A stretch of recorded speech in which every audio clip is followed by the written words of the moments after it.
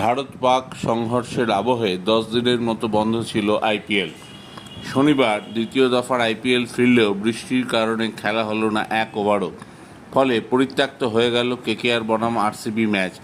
বেঙ্গালুরুতে এদিনই শেষ হয়ে গেল কলকাতার এবারের মতো আইপিএল জার্নি। দুপুর গড়াতে না গড়াতেই চিন্নস্বামী স্টেডিয়ামে নামে অঝোরে বৃষ্টি। সন্ধ্যার পরেও তা থামেনি, এমনকি রাতেও না।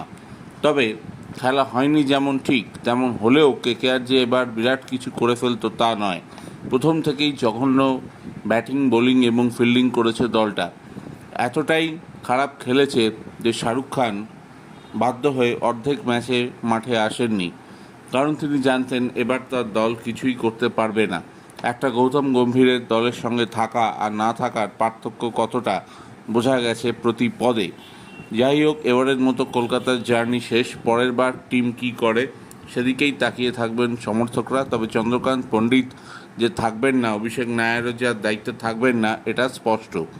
শাহরুখ খানের দলের ভাগ্যে এটাই ছিল, মেনে নিচ্ছেন সমর্থকরা। তবে পরের বার কীভাবে দল কামব্যাক করে সেটা